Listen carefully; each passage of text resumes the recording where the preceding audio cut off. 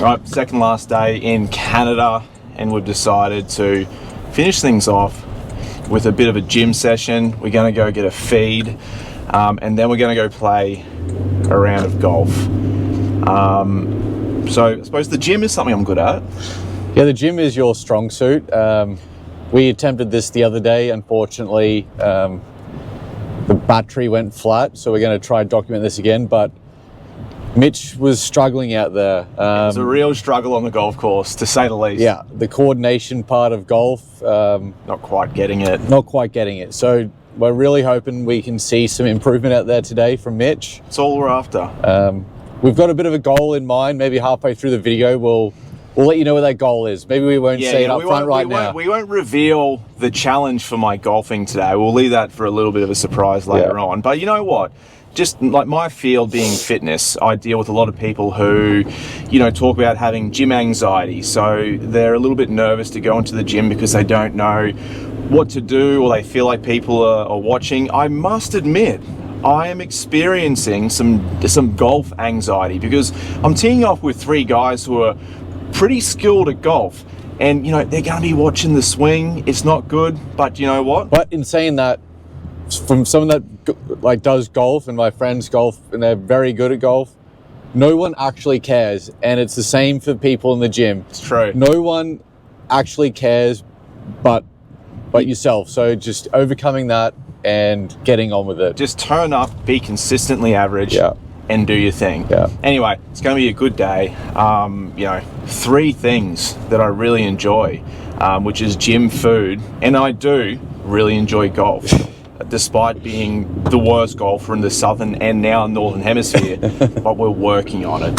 Anyway, let's crack on, see how today goes. This is our Canadians warm up. Going skiing. They're all about the skiing. It's actually a really good gym, this one.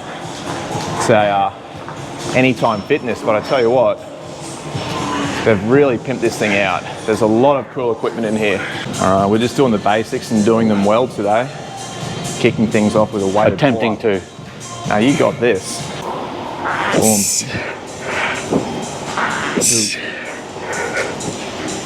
Three. Look at that arm. Good set. Relax. Oh yeah. How'd that feel, mate? All right. So this is how the real guys do it. Oh, my body's. It's a lot of weight there. My body's feeling weathered. Where are we there? Don't forget you got your golf game after this. Oh yeah, that's right. I'll blame my poor golf on this.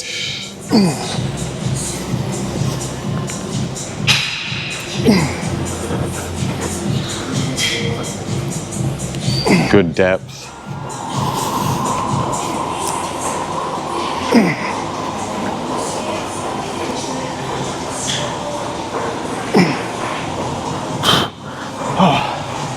It's never easy.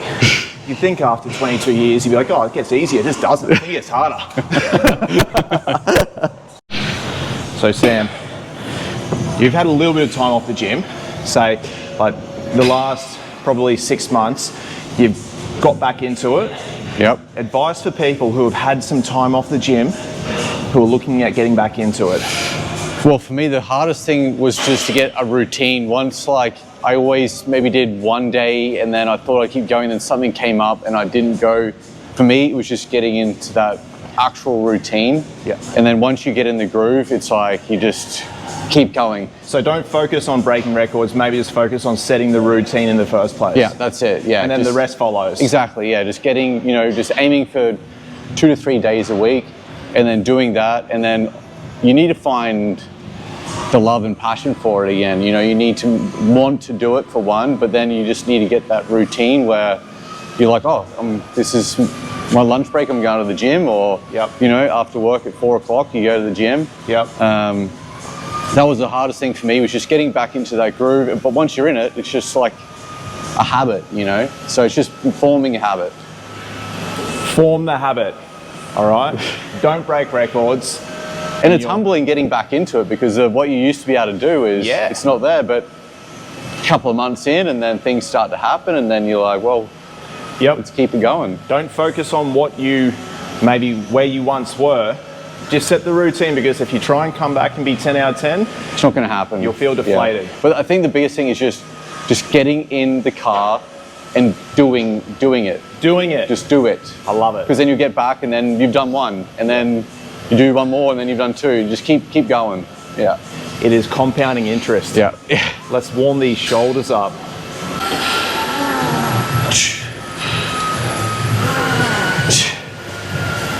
Let's point those elbows a little more forward, just a fraction.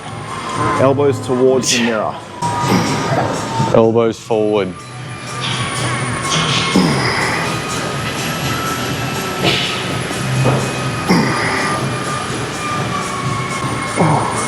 You got a Mitch up on the all there. Yep. Showing off his skiing skills.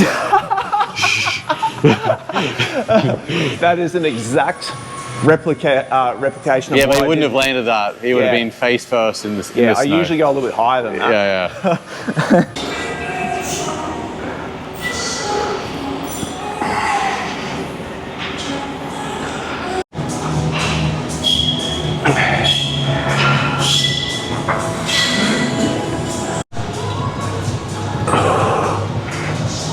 That's the one.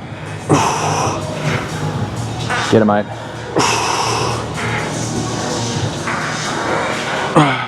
It's burny. It is burning. It's very burny. Probably not ideal to like do an upper body session before a round of golf. What would you, The good thing about doing that is that you've got an excuse if things don't go well. I love it. You can always, that's the best thing about golf. You're just looking for excuses. I'm good at that then. So we'll see how we go.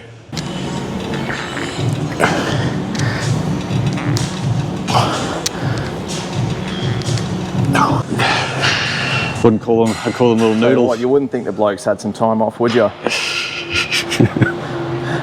That's what you call a set of arms right there. Ready to do some damage on the golf course. Oh yeah. It's a bad day to be a golf ball if you're behind those arms.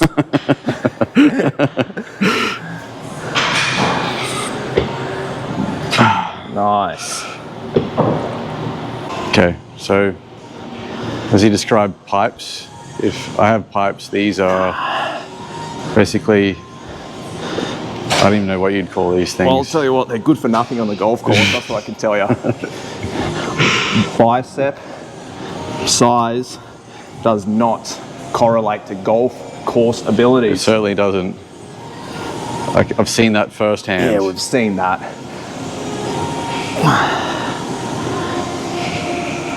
Yep, I got tell a you long what, way to go. I like the dropping the seat down a little bit more. Yeah, it helps a A lot. little bit more stretch on the arm. Yeah. You want to get a nice deep stretch through the biceps before you contract. And lower the weight down nice and gently. Don't just drop it. No. No, no, no. And one for mummy. Pop. One for row.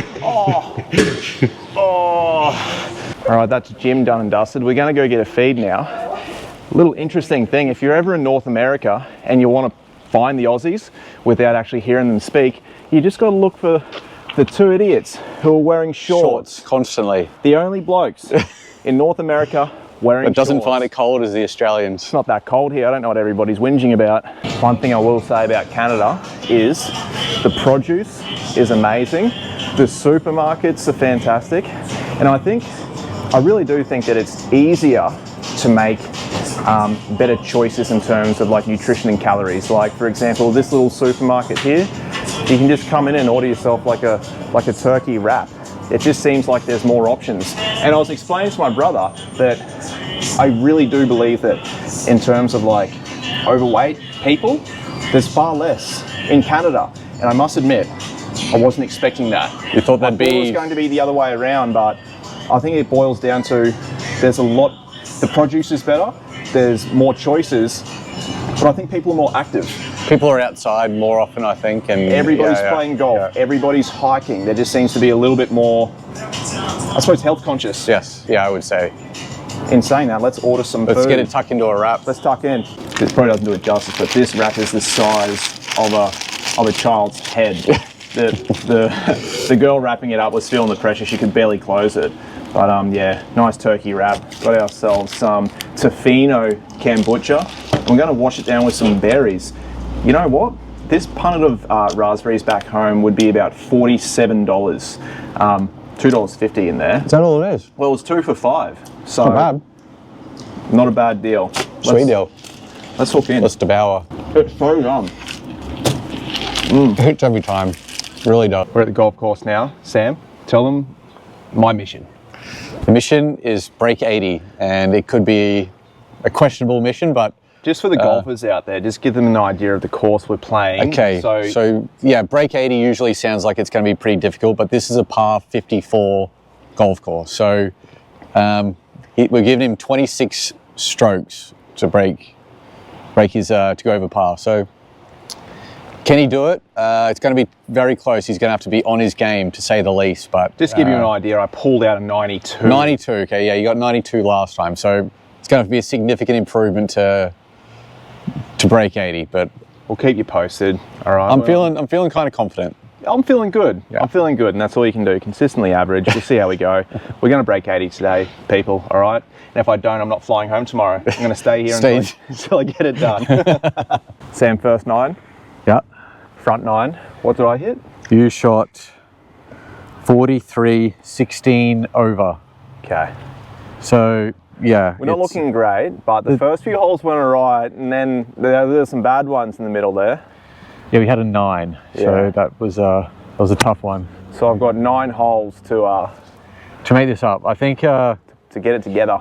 It can happen. All right. Old Dill's going for the course record right here. So, Dylan, mate, a quick question, mate. How does it feel to be a good golf player? I don't know. Like, is it enjoyable? Is this game fun?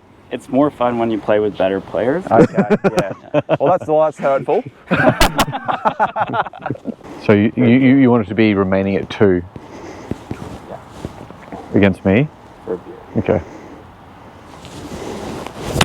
What? So who's a separate bet from me? Straight in the sand, straight in the bunker. Yeah. But I'm not going to let that bother me. This is going to be fun. You're used to the beach, right? Yeah. Yeah. I am. Big putt to sink here, Sam. A big putt. Big putt. Get it to the hole. It's going to obviously break a lot. It sure is. 15 meters. Maybe more. Yeah. Oh, come on. Not bad, eh? Not bad. How's your match going, mate? Dog shit, but I'm about to get a birdie. You're going to get a birdie? Yeah, right now. All right. It's gonna be good. Back in the game. Yeah. Oh. All right. This is a big moment in my match anyway. Little dead dot. Now, this is a pretty straightforward putt, isn't it? Well, it's going to fall that way. It's gonna push a bit to the right, but not much. For par. No pressure. He's got it. Get in that hole! Oh. We're back. I love golf.